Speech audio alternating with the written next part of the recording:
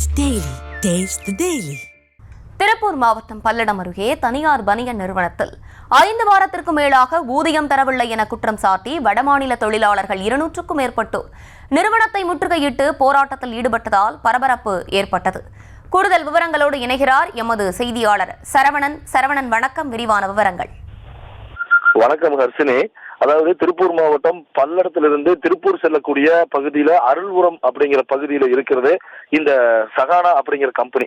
இப்ப இந்த இடத்துலதான் தற்போது இந்த வடமாநில தொழிலாளர்கள் சுமார் 200க்கும் மேற்பட்டோர் முற்றுகையிட்டுள்ளனர்.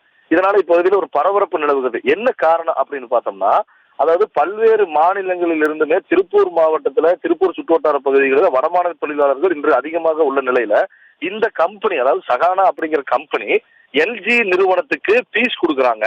அந்த எல்ஜி நிறுவனம் தொழிலாளர்களை வைத்து வேலை வாங்கி கொண்டு தனக்கு சகானாங்கிற கம்பெனி நிறுவனத்திலிருந்து இன்னும் எனக்கு பில் பேமெண்ட் வரல, அதனால என்னால இப்போதைக்கு பில்லு தர முடியாது அப்படின்னு சொல்லி அதோடைய நிறுவனர், எல்ஜி நிறுவனத்துடைய நிறுவனர் எல்ஜி கம்பெனியுடைய நிறுவனர் கணேஷ் அப்படிங்கிறவரு தொழிலாளர்களிடம் எனக்கு பணம் வண்டின்னு சொல்லி கைவிரித்தார். அதன் அடிப்படையில இவர்கள் எல்லாருமே அருகருகே இருக்கிறது இந்த கம்பெனிகள்.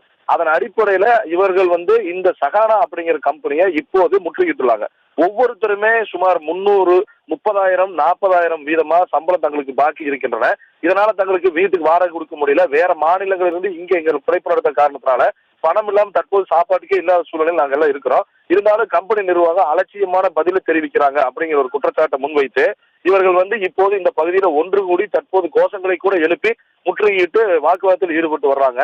இதனைத் தொடர்ந்து இந்த நிறுவனம் தற்போது ஊதியம் வழங்குவதற்கான முறையான நடவடிக்கை எடுக்க வேண்டும் அப்படிங்கிறதே இவர்களுடைய ஒருமித்த கோரிக்கையா இருக்கிறது.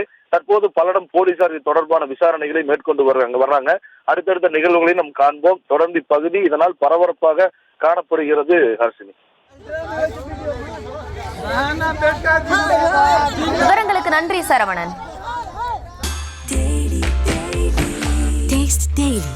Taste the Daily.